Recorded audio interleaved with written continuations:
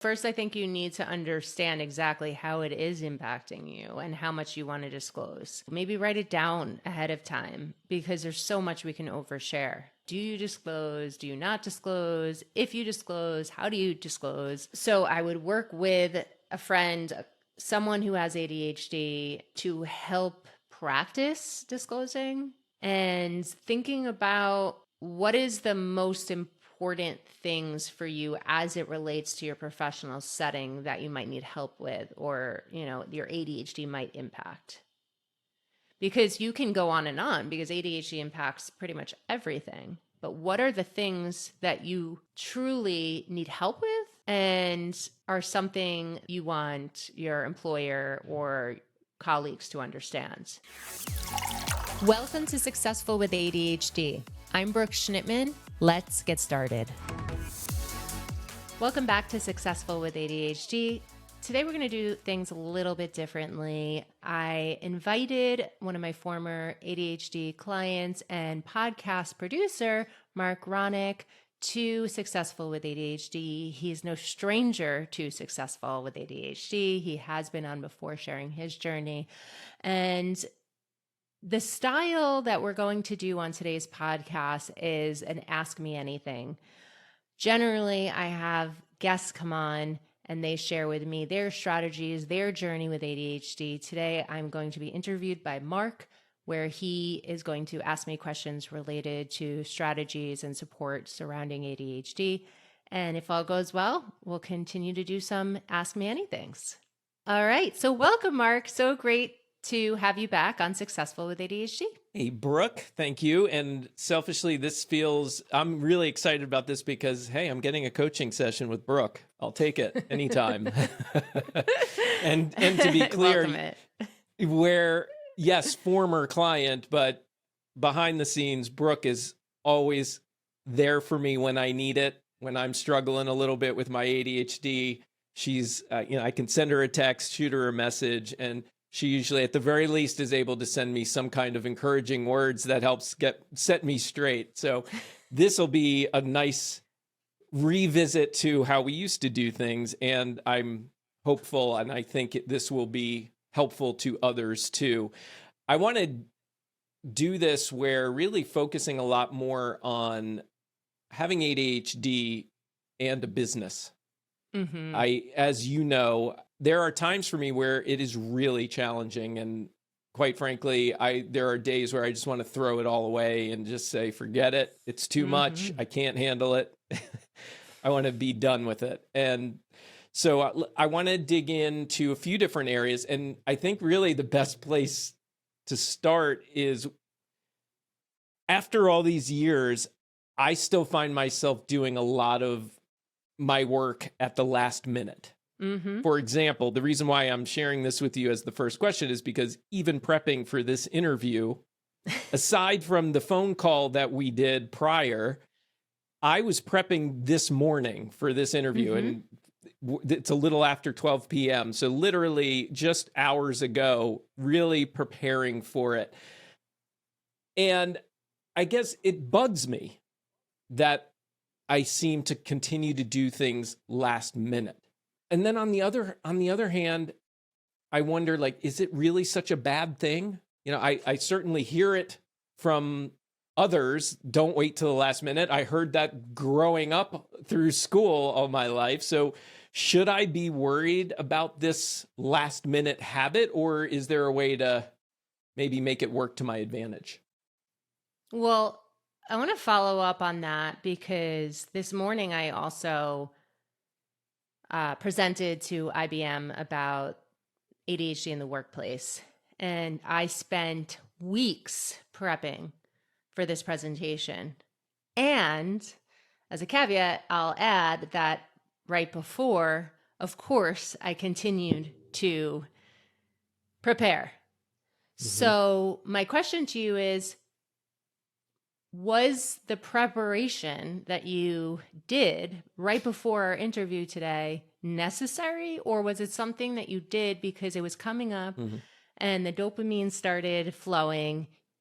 There was a deadline, you got excited, and you said, I want to make sure this first episode is amazing, and I'm going to do even more than I had planned? That's a great question. And it's one that in a lot of cases, I may have a different answer. In this case, I genuinely, well, look, I feel like it's important for me as, because more or less I am kind of interviewing here. And as the person preparing the questions, I felt it was important to prepare them in a way, in a structure that will flow well for an audience, right? So that's my producer hat on. And I have prepared for other interviews recently where, I did take a few days here and there to work on it, but for the most part, that's not how I work. And so I feel like, to answer your question, in this case, I did not have the questions mapped out. I didn't put them in any order. I literally sat down with a blank piece of paper and the transcript from our pre-call to help guide me a little bit, to remind myself of what were some of the things we were going to talk about today. But I literally started from scratch. Okay. And what happens that you didn't do it prior to this morning, just out of curiosity? What happened? What do you mean? What took place in your day-to-day that stopped you from preparing before last minute? So in this case, I think it was procrastination. I didn't even take the time to, and I want to get to this too, I didn't take the time to block out the time to prepare. Okay. I think I even said in my head, I'll probably do it that morning, especially leading up to it the last several days. I've told myself, and I know, for example, I had time yesterday, I could have done it, right? But I, in my head, just tell myself, you'll do it. Just do it in the morning. You'll be fine.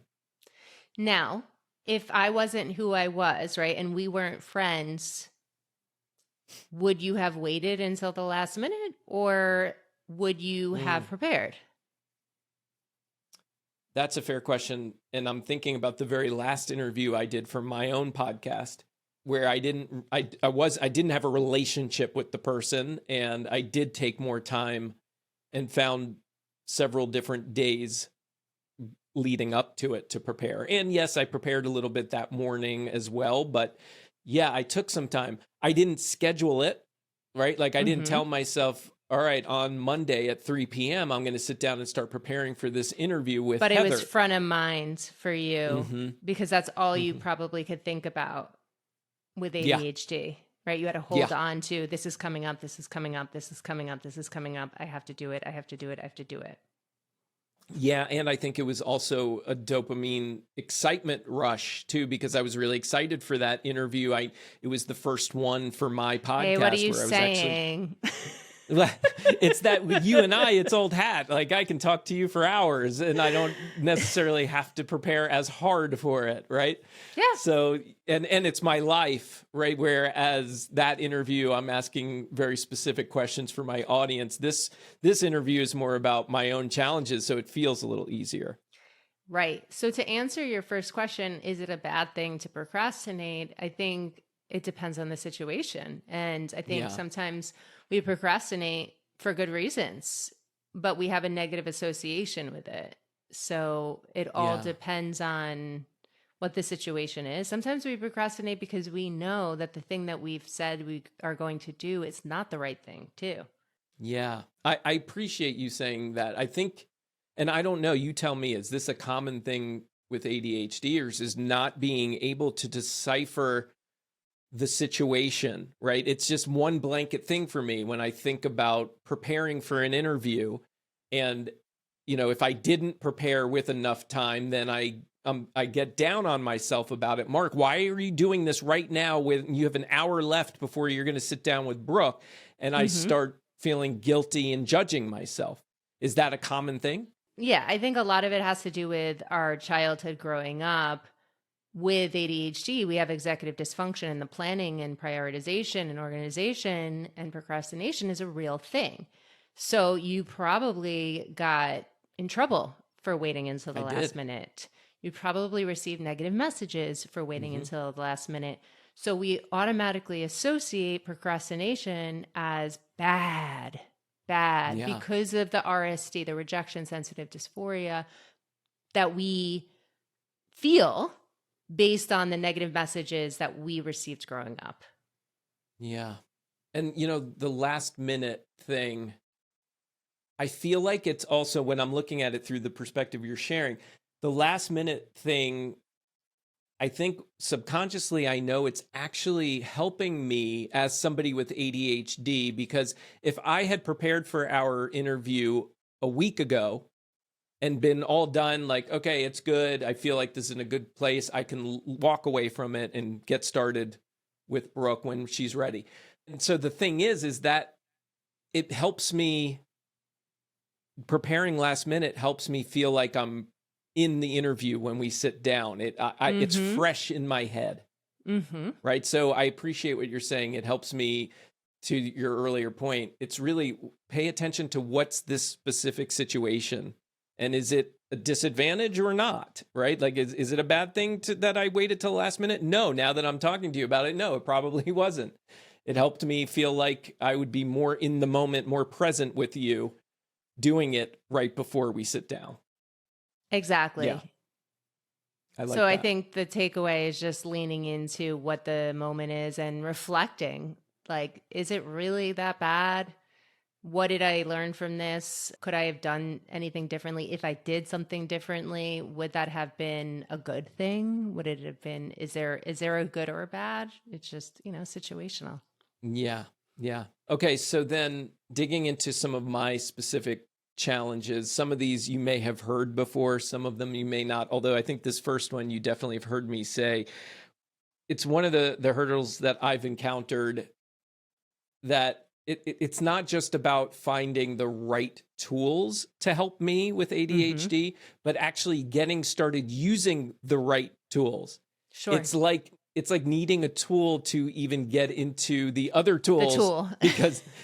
because that initial push or motivation often seems just out of reach for me. So how do you address this challenge with your clients? What strategies do you recommend for overcoming that initial barrier to engagement with helpful resources like the ones that you often provide? Yeah, that's spot on. So I often say to people with planning, let's say, like, you can't just plan and expect everything to go well. Like, you have to actually plan to plan. So here you need a tool for the tool. So accountability is huge. Knowing the first step to get started, that's often what can be confusing for ADHDers. Like, even if you have the planning tools, organization tools, and everything is all laid out for you, like, do you know the first step? Do you know the vision of where this thing is going? Does it align with your strengths, your purpose, your values, your motivation for doing things? Are you low on dopamine? Do we need a dopamine menu to lean into increasing the dopamine? Is it the right time of day for you? Do you have other things going on that's clouding your space? So if that's the case, I often just mind map or brain dump or plan out my week to get everything out of my head so I can stay focused on the thing that I need to. Are there visual distractions? Do you need to leave the environment that you're in? So all of these things are factors. But inhibition, the ability to get started, is a challenge for individuals with ADHD. It's a big challenge. So all the things that I mentioned can help, and having that accountability, like body doubling. Another thing, I see that you just picked up your fidget, having a secondary focus, that can help. So sometimes we need to block out the overstimulation that we receive, all the input we receive. So, standing up, walking, fidgeting, listening to music, doing something else that doesn't take away from the thing, the main focus, can be helpful to get started as well. Interesting. For me, I always feel like it's a low dopamine situation, because when it's time to get started, if my dopamine isn't where I feel it needs to be, I'm not getting started. And you said something that I'm really curious about. You mentioned, do you need your dopamine menu? Right? What is that? Tell me a little bit about that. Yeah, so I actually put it in my book, Activate Your ADHD Potential. So basically, it's a bunch of dopamine inducing things or activities or food that you can do or eat or be a part of that will increase your dopamine level. So for example, having omega, going outside, being, in the sun, being around nature, planning something that's exciting, thinking about something that's exciting, getting, of course, proper sleep, water, nutrition, laughing. All of these things can increase your dopamine levels. And with ADHD, we have a really low dopamine baseline or a really high dopamine input. So when we have high dopamine, we hyper focus. When we have low dopamine, usually we're underwhelmed or bored or things are monotonous. We don't get the normal dopamine drip like a neurotypical does. So we're constantly trying to modulate our dopamine levels or lean into the high dopamine when we get that. That's that hyper focus that people are afraid of even going to the bathroom with when you're in it. Yeah. Wow. Yeah. So, and then my fear about that is distracting myself. In other words, so I go do a thing that helps increase my dopamine, and then I'm afraid that then I'm just going to get hyper fixated on doing that thing because it feels so good, and I'm not going to want to go and do the thing that I'm trying to get done. So what do I do with that? Well, you have to have the right conditions and you have to have a system that you will come back to the thing that you get excited about. So for me, as a business owner, because I know you brought that up in the beginning, I have a board, an Asana board, and every time this new, exciting, shiny opportunity arises in my business, instead of jumping on it, which I used to do, and sometimes I still do, I'm not going to lie, I'm not perfect, I'll drop it in the future opportunities to explore, and I'll sit on it and come back to it, set a reminder for 30 days. And generally speaking, I'm not that excited about it 30 days later, right?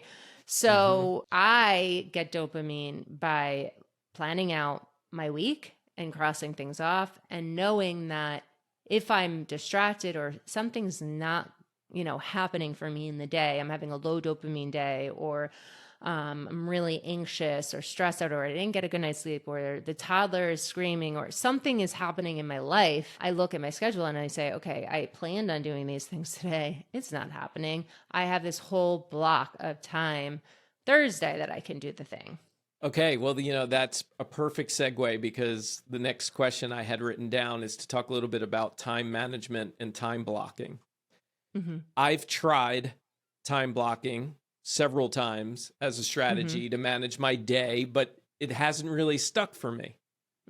Even with setting alarms and notifications on my phone, putting it in my calendar, I find myself acknowledging it when it comes up. Oh, it's a time block.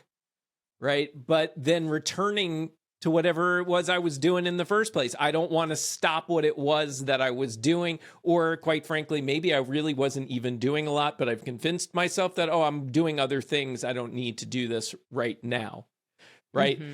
So many people with ADHD and those who are also neurotypical, I've heard many swear by time blocking, but it feels like it's not working for me.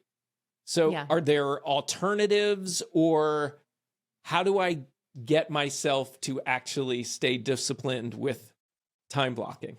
The first thing I'm going to ask is the things that you had said that you're doing other things that might be more interesting. The things that are not as interesting, why are you doing them? I mean, look, sometimes it could be because it's a promise I made to a client about getting something done that, it has to get done, but I'm not particularly excited about doing it. Okay. Is there any level of accountability that you can have that's not intrinsic that you can create for yourself? Well, I guess help me define, what do we mean by a level of accountability? So you promise this client that you will do X. So Mm-hmm. what ends up happening where do you give a date by when you're going to do it? Yeah. And now that you're explaining it that way to me, I'll probably actually prioritize that over my own stuff when I've set that date, and really when I've made that commitment to a client, right? Because a client, that's the driving force of my business, and I don't want to Mm-hmm. disappoint my clients. So Mm-hmm. maybe I've actually chosen a lousy example thinking about that, because I think in most cases I'm going to get that done when I say I'm going to get that done. So I'm trying to think of a good example of something that I'm doing that why am I doing it if it's not exciting me? Well, listen, while you think about it, I mean, there's plenty of things that we have to do as adults that don't excite us, right? We have to compile our taxes. Yeah. I don't know anyone who's excited about that, right? And that's Right. usually something we procrastinate about. Laundry. I mean, yes, you can offload that and you can, hire someone. There are things you can do as it relates to that. But there are things, right? As an adult, as a parent, as a spouse that you have to do that you don't love doing. Yeah. So if you have the ability to delegate, eliminate, break things down, great. If you don't, then again, I would pair it with a dopamine inducing task. I would do a dopamine inducing task first, then do it. I would figure out your optimal focus time of the day and try to start there rather Mm-hmm. than waiting until a time where you're tired or burnt out to do it.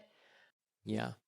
Those are all options. And then that accountability piece, whether you're body doubling or giving someone out there a date to do it. Like, even if you were to do your taxes, you have to get your taxes done by a certain day, right? Or else you pay Mm-hmm. penalties. So, Mm-hmm. thinking about all those things can help. Not saying Yeah. it's a foolproof answer, but once you realize you cannot eliminate, delegate, anything like that, you have to do the thing, even if it doesn't align with your purpose, your passion, your strengths. You have to do it as a responsible adult. I would say that accountability is huge. Yeah. And I think you've helped me connect the dots, because I was sitting here as you were sharing, I was thinking about that, how much more accountable I make myself when I have to answer to a client, right? And then I was thinking to myself, well, who else besides a client could I answer to? And that's the challenge for me, because if, say, it's a friend, well, I don't know how accountable I'm going to actually make myself. They might make me accountable in the sense we'll sit down on the day that I said I'm going to get something done, but I don't feel as responsible to get it done because it's a friend of mine, right? Mm-hmm. And I can probably, quite frankly, I could probably bullshit them, right? Oh, I didn't get it done for these reasons, blah blah blah, and then they'll probably let me off the hook. I need to find somebody that's not going to let me off the hook. I need to have a Mm-hmm. little bit of that fear factor, I think.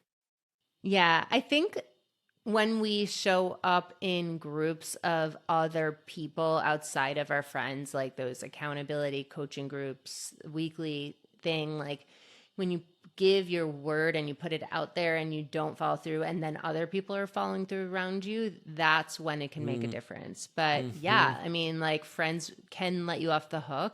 Are there consequences? Yeah. Are the consequences big enough for you to not, like, bend your due dates or flexibility with your friends, including me? Yes. So you need to find someone who potentially is not your friend to do those Mm-hmm. things, Yeah. or, promise social media that you're going to do it, promise a bigger group of people that you're going to do it. And generally, when you do that as a people pleaser, you're going to do it. Yeah. Yeah. Is it the That's a good point. healthiest way? No. But, sometimes we have to play games with ourselves to get the thing done. Mm-hmm. All right. So now I know I'm definitely going to start this quest to find that person or maybe group. And I know you have some groups too that you do this, where the accountability groups. that's a goal I am setting for myself. And I will say by the end of the month, I will have somebody that I can report to for my accountability. Because because I've also noticed I avoid that, whether I realize it or not. Now that I'm thinking back, I avoid finding that person to hold me accountable because I think deep down I know it's going to hold me accountable and I'm actually going to have to do the hard work. Right? Well, remember before you got started with our coaching, you had chosen another coach because you had said that I intimidated you. Yes. In the sense of like, you knew you were going to have to do shit. So yeah. And it took me until to really realize, okay, this wasn't a good fit with that other coach. And then when I went back to think about who am I going to work with now, and I was, and I saw your name on my list, and the first thought was, oh no, she was way too intimidating. And then I thought, well, maybe that's what I need. And so I appreciate having this conversation with you because I think with ADHD, I can go through all the coaching in the world and I have so much respect for your coaching, but thank you. After some time, I'm going to forget about it, or I'm just, I'm going to put things out of to sight, the out of side. mind. So, so it's good to revisit these conversations. I appreciate it. Absolutely. And I can't even tell you how many, you're not alone in this, first of all. Like, I can't even tell you how many consultations I've had with potential clients who, like, on their form, when they were filling out their form on our website, I am 100% committed. I need this. I need this. I need this. And then, it's not as prevalent to them in the call because the problem is not right in front of them anymore. And it's out of sight, out of mind in the moment until it gets really bad again. And then they reach back out like a month or two later. So you're not alone in that. Yeah, that's reassuring. Even though in the moment it's frustrating, but I feel that. And another area that I need to revisit with you is really managing my perfectionism, because I've been realizing lately that it's actually a bigger deal, I think, than I thought it was, because I used to tell myself it wasn't a problem because I didn't see it affecting certain areas of my life, like when I'm interviewing for a podcast. But the more I think about it, the more I see how it's actually holding me back or even stopping me from getting started on different projects, different opportunities. So how can I tackle this perfectionism, especially when it sneaks up on me in ways that I didn't initially recognize? Well, I have an answer to that. However, I'm going to challenge you as the coach. Okay. You came to me initially like a year ago at this point and said to me that you had difficulty showing up on social media. And you got advice that said, just show up, like, don't worry about the perfectionism piece, just do it, right? Okay. But what ended up working for you? I mean, I think I know the answer, but I want you to say it. Well, what worked for me? I mean, I think the only thing I could think of was the repetition of doing it. I think that helped me show up just by the more I did it, the more comfortable I became. And how did you show up, though, initially before the repetition? Oh, with hesitancy and fear. And how else? Like, how did you actually post? What type of steps did you take? I can't, when I think back to it, what did I actually do to do it? I mean, ultimately it was fear of, if I'm not putting out content, people aren't going to find me, people aren't going to connect with me. And it was important to me to help grow my business, as my personal values is connection, and it was a way to connect with people. And so I think I was connecting, to use the same word again, with that piece. You were, but can I share my observation? Please. Yes. You collaborated with someone. Yeah. Thank you for saying that. Yes. And because now collaboration's such a big piece in everything that I'm doing. Yes. I mean, think about this, right? My podcast, Successful with ADHD, wouldn't have started had you not been a client of mine. I have wanted to put a podcast out for 6 years. And I did it initially as a co-host with another company. But I always wanted to go solo. And it wasn't until you made it easier for me. You coached me through it. You held my hand and said, this is the way. You showed me the way. And then you did all the stuff that I didn't want to do, like all the editing, right? For you also coming onto this podcast to do an Ask Me Anything, I had come to you and said, I want to do this. And you kept coming to me and saying, when are you going to do it? When are you going to do it? When are you going to do it? And then I said, I don't know. I'm busy. Leave me alone. And then finally, you said, I'm happy to interview you. And I did it. So collaboration is huge for you. It's huge for me. You collaborated with Nick and you started posting on social media. And I'm guessing you got good feedback and it worked for you. Yeah. That gave you that boost. Yeah, I still don't love posting on social media, and it's so much easier when I get to collaborate. I mean, if you go back and look at my Instagram posts, a lot of them, it's me and somebody else, right? Because like you said, that was an easier way for me to show up and get excited about it. Yeah. Yeah. So I think it's about not having a black and white answer to like, oh, this is bad, or this is how you start, right? It's thinking differently. What is a different solution that I could come up with to do this? What aligns with your core values? So connection is huge for me. It's huge for you. Maybe I need that other person to do it with me and get me comfortable. Yeah. And there's nothing wrong with that. Why do you think people become employees before they own their own business? Because you need to be shown the way sometimes. You need mentoring, you need help before you can do the thing. Not to say that you need it, but some people feel like they're more comfortable, and that's okay. There's nothing wrong with it. Everyone, we don't have linear paths with ADHD. Our paths are non-linear. So take an alternative route. We'll still get to where we need to get to, but don't shame yourself because of that. Yeah. And I think that, thank you for saying that, because I think that shame is definitely a big piece of it. And I think that has to do with something you said earlier, the idea of how we were programmed growing up, right? And just assuming it's bad, like you were saying, good or bad. And, oh, it's bad because I'm not doing this. And instead it's about reprogramming our brains into understanding, like you said, having these alternative paths. It doesn't mean it's bad. It just means that's how I get there. That's my preferred route. Exactly. Yeah.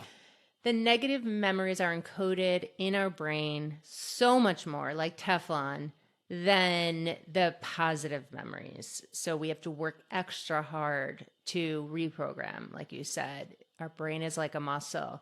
It can atrophy if we don't use it and practice in those reprogramming growth mindset ways.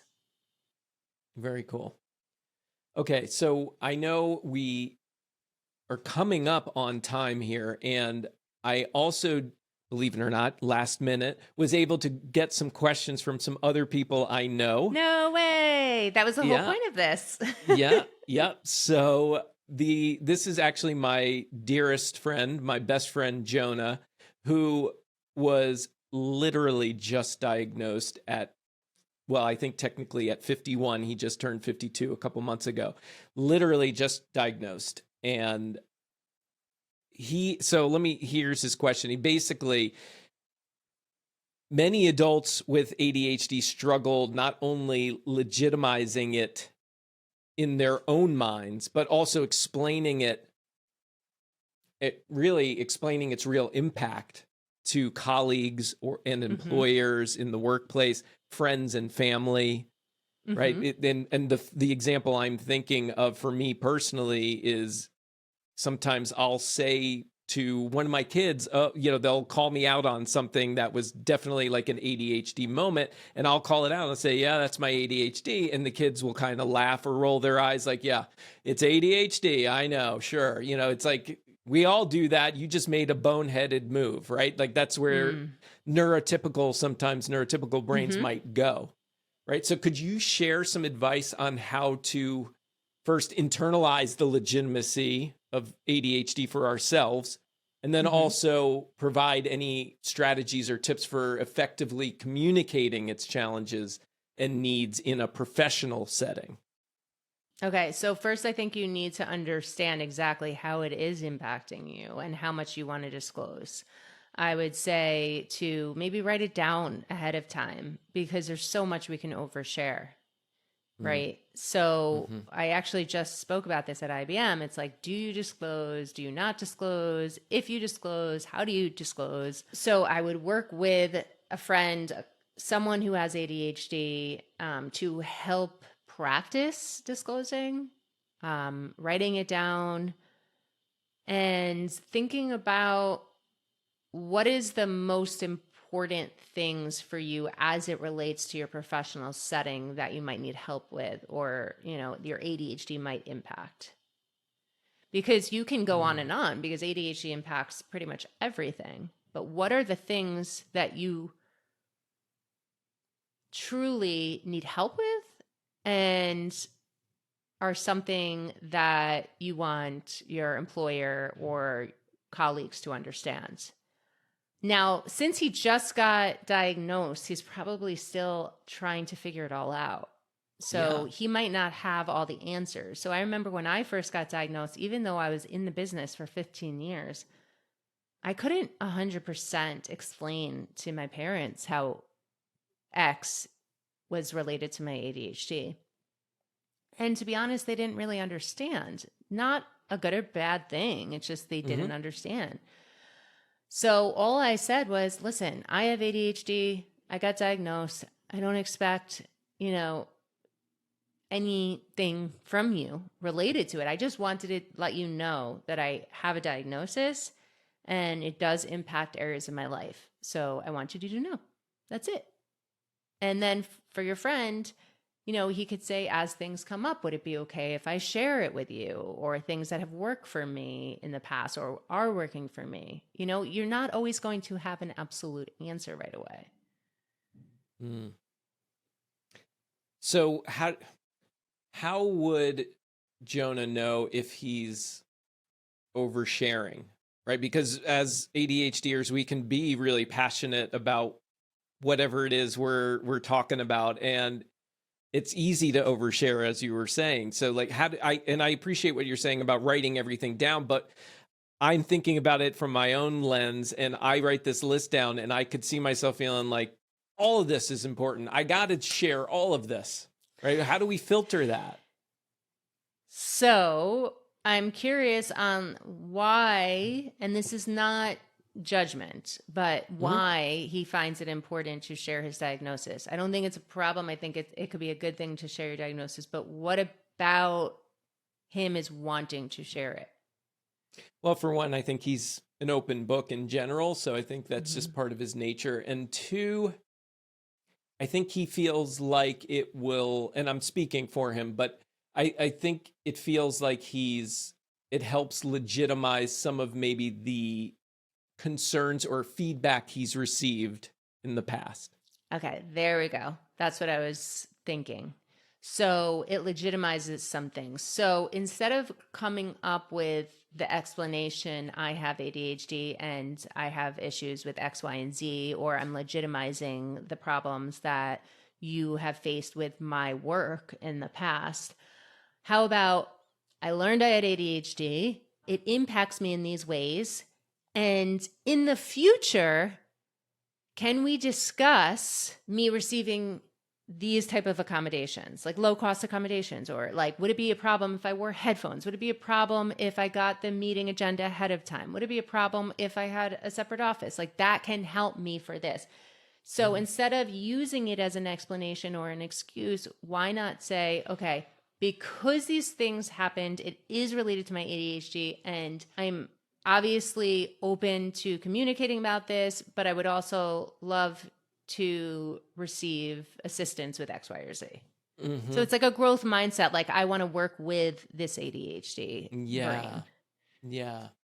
That makes a lot of sense. So it's really coming not just with, here's the problem. Okay, I figured it out. This is why I'm doing it. It's here, I figured it out. This is why I'm doing it. And here are some things I think would help me be successful moving forward. Yes. Like solutions. And if you don't know a solution, chat about it with a mentor, a coach, a friend, a community. Find solutions. And if you really trust your boss or your colleague or whatever, maybe have an open discussion about it. Like, I'm coming to you, if they're neurodivergent friendly, or if they know about neurodivergence, like, I'm coming to you to see if there's any programs maybe that the company has that I can spend some time learning about how to help my ADHD, or if you've had any other employees in the past who have ADHD that have had this issue and what's worked for them. Awesome. Well, I will make sure he listens to this episode. I think that's helpful. And I know we have run out of time. So I have more questions for you, Brooke. Hopefully you'll allow me Let's do it again. to ask you some more of these. And hopefully we'll get some questions also from the audience. I know you've got a loyal and large audience, so let's encourage them. Everybody, please, if you've got questions about ADHD, send them in. Email you. Is that the best way? Yes. info@coachingwithbrooke.com, or you can DM me on Coaching with Brooke Instagram, or Successful with ADHD. Leave a review, ask your questions, any of the three. We'll be posting a lot on social media, on Instagram, with a form for questions as well. Awesome. Well, thank you. I really appreciate having this coaching session with you. I missed it, and I'm very appreciative that you allowed me to do this with you. Thanks so much, Mark. Thanks for listening to this episode of Successful with ADHD. I hope it helped you on your journey. And if you need any additional support for you or a loved one with ADHD, feel free to reach out to us at coachingwithbrooke.com and all social media platforms at Coaching with Brooke. And remember, it's Brooke with an E. Thanks again for listening. See you next time.